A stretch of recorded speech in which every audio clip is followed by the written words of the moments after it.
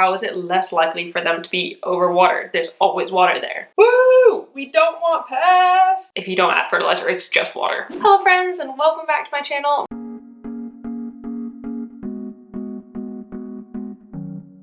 My name is Emma, and today I'm going to be talking about LECA. So in this video, I'm going to be talking about what LECA is, and then some pros and cons, and how to convert your plants from soil to LECA. So first off, what is LECA? So LECA is actually an acronym. It stands for Lightweight Expanded Clay Aggregate. It's basically these little clay balls that you can get that absorb water, and you can use them as a substrate for your houseplants instead of something like soil. This is sometimes referred to as semi-hydro, this method, or like soil-free planting, because you're not using any soil, and it's a semi-hydroponic. It's not like full hydroponics where you're just growing plants in water. Your plant's roots kind of cling on to the balls and kind of suck the water out of them. And so it works as a growing medium. Pros. There are many great things about LECA, but one of the greatest is you are less likely to overwater. And you must be thinking, like, how is that possible? You're literally sticking your plants in water. How is it less likely for them to be overwatered? There's always water there. So essentially, your plants are only gonna take what they want or need from the LECA. They're not going to be surrounded by water all the time. Your whole plant isn't submerged in water. It's just the very bottom of the LECA that gets wicked up throughout the whole thing. So you don't really have to worry about overwatering because your plants just take what they want. Also, instead of having to worry about when the soil is dry and having to go around and measure things and some are ready and some aren't, you can just water all your LECA plants at once and make it sort of more of a routine thing, a regular scheduled thing, rather than sort of whenever your plants need it. So it can be easier for people who want a more low maintenance solution or don't have as much time to water their plants when they like exactly need it. So it can be helpful. You can water once a week instead of like every day on different plants. Another great pro is that you have a lower risk of pests. Woo! We don't want pests! When your plants live in soil, that can become a breeding ground for a myriad of pests. But when you're using LECA and semi-hydro, there's no soil for them to like grow in and breed in and eat the fungus out of and stuff. So it's less likely for your plants to get pests. It's still possible. Your plants aren't gonna be necessarily pest-free, but it's a lot less likely. And you can probably definitely get rid of fungus gnats because those just breed in the soil and go crazy. So at the very least, you could probably be fungus gnat free. Also, because there's a lower chance of overwatering, there's a lower chance of root rot, meaning that bugs can't feed on that sort of nastiness as well. So all around, less pests. Pro number 3, it is reusable. Instead of soil where it kind of depletes all of its nutrients after a while and it can get infested and you kind of just have to chuck it away, you don't have to do that with LECA. You can reuse the clay LECA balls. You can boil them and sanitize them and reuse them and recycle them many, many times. This is great because it is more cost efficient in the long run because you're not having to buy loads and loads of soil, and it's more environmentally friendly somewhat because you can use them over and over again. And so you're buying less plastic bags worth of stuff. Another thing is that you can keep an eye on your plant's roots a bit better. It's a lot easier to pull a plant out of LECA and see the roots and see what's going on and see if they're healthy or not than it is in soil where it just kind of clings to the roots and you can't really see anything. I really like using these clear pots. I think they're great because you can really see how the LECA is doing, if it's dry, etc. Also, you can see how the roots are doing, if there's anything funky going on. You don't have to use clear pots. A lot of my LECA plants aren't actually in clear pots at all. But I think the clear pots are better and nicer just because you can see what's going on a little bit better. And it's a lot less messy because instead of like repotting in soil and the soil going everywhere, which I know I make a mess when I repot, you just have these little clay balls which are super easy to pick off the ground and like clean up instead of like loads and loads of soil, which is a pain. Now for the cons, some not so great things about LECA, so things that might actually deter you from doing it if you don't want these things. First off, there is 0 nutrients in LECA. None. All the nutrients that your plant needs, you have to put in yourself through fertilizers. You need to make sure you're giving them nutrient water rather than just plain water, and honestly feeding the plant pretty much year round because there's no soil to provide nutrients. It's just water. Otherwise, if you don't add fertilizer, it's just water, which some plants can live in, but they're not going to thrive as much as if they are getting a fertilizer boost. Also, you can't necessarily just use soil fertilizer. So if you already have a bunch of soil fertilizer and you wanted to try switching to LECA, you can't necessarily just use that. The fertilizer that I use generally is liquid gold leaf, which just so happens that you can use for both soil and semi-hydro, but not all fertilizers can do that. So if you're UK based, I totally suggest trying liquid gold leaf because I really like it for all of my plants, and they have like a ratio for semi-hydro too, which is brilliant. Switching fully to semi-hydro can come with a bit of a startup cost. There are a lot more things to buy. LECA balls are a bit more expensive when it comes to soil, and you're going to need more containers and new fertilizer, potentially some pH balancers, because that's something that you need to worry about too. So it can kind of be a pretty intense upfront cost. In the end, it does pretty much even out or even become more cost effective because you don't need to replace stuff as often, but it is a kind of high startup cost comparatively. Another big con is transitioning from soil to LECA is difficult. It can be super tough and labor intensive.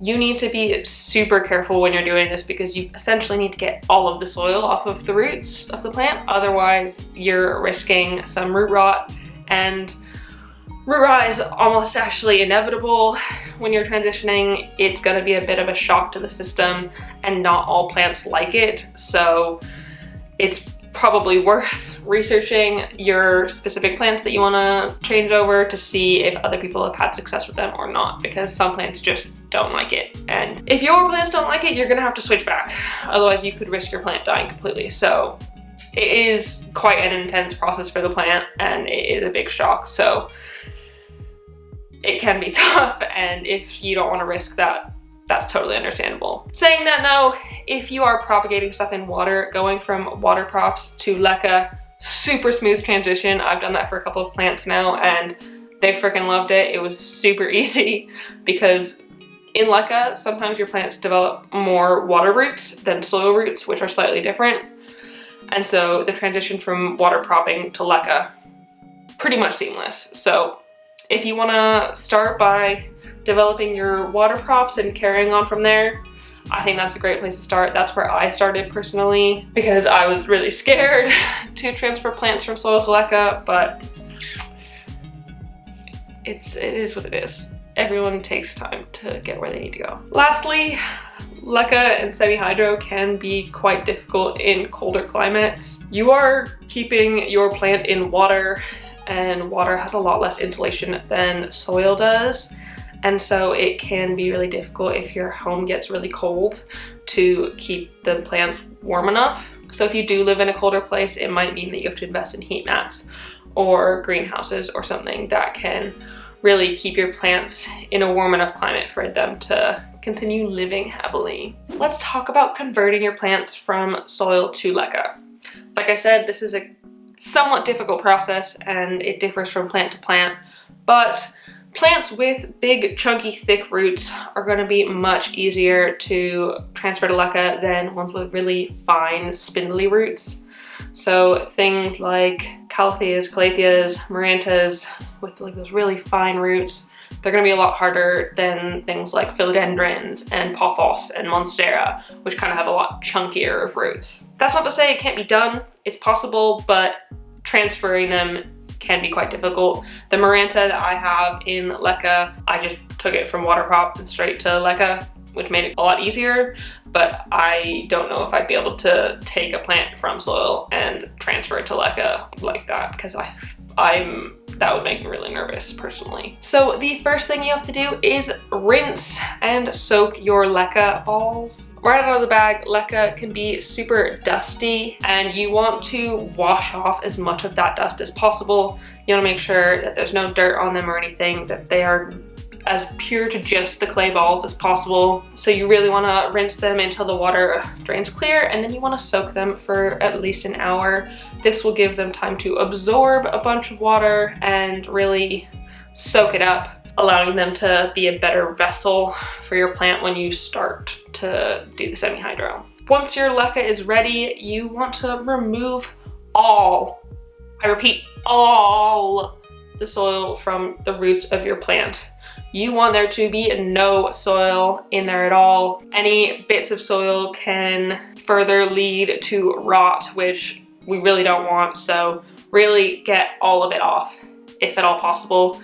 Obviously, don't break off the roots, but get as much as you can off and be gentle in the process. It is easiest to get the soil off if the plant is dry. Wet soil tends to stick to the roots a bit more, so it's easier to do if your plant is dry. Also, it makes the transition a little bit easier because it doesn't overload the plant too much, if that makes sense. Also, when you're removing all the soil, if there are any dead or dying roots that are black and mushy, take them off. You don't need them, chuck them out. They aren't necessarily, and they're just gonna make the transition harder by more rot, essentially. So avoid it if you can. Next, just like in repotting, you want to put a layer of LECA at the bottom. I fill my containers about a third up with LECA, and this just kind of creates a barrier between the water and the roots, because you don't want the roots just like sitting in the water constantly. Put your plant in, get it adjusted to where you want it to be, and then fill in the LECA around it. You want to make sure you're being very gentle here. You don't want to push down on the LECA, squeezing it in, because that can break the roots and shock the plant even more. You can tap it to kind of get the LECA balls to settle as like best as possible. Kind of tapping it or shaking it kind of creates a good movement to get them to fall into place. Lastly, you want to put it in nutrient water. And remember, it has to be nutrient water, because if you're just putting it in normal water, are you even doing it? Is that even semi-hydro? I don't know.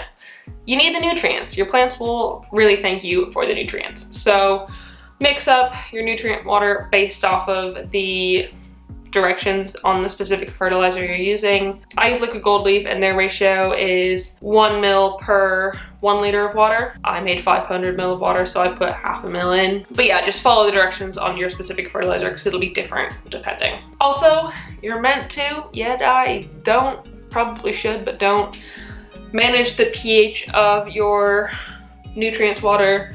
Eventually, over time, with lots of fertilizers and depending on the tap water in your area, the pH might not be in its ideal position of between 5.5 and 6.5. So it's really good to get a pH testing kit and measure the pH of your water and get those adjuster acid basis things to really get it to be at the right pH level. That's gonna help your plant in the long run, because if your pH level is wrong, it's gonna make things a lot harder for everything. So ideally, you should be sorting your pH. I haven't done that yet, but that's just because I don't have the equipment or anything. This is part of the startup cost. I don't have the startup cost. Maybe I shouldn't have done it, you say, but too late now.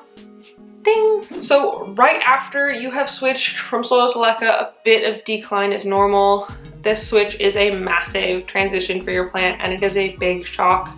And so a little bit of decline before a nice incline is fairly normal. A sharp decline, take the plant out, assess the roots, remove any dead ones, and you might have to put it back into soil. If it's not happy in the LECA, put it back in the soil. It's not worth you losing a plant over, in my opinion. So if the plant's taking a sharp decline, nix the LECA, back to soil. LECA does require some maintenance. Obviously, just like anything requires some maintenance.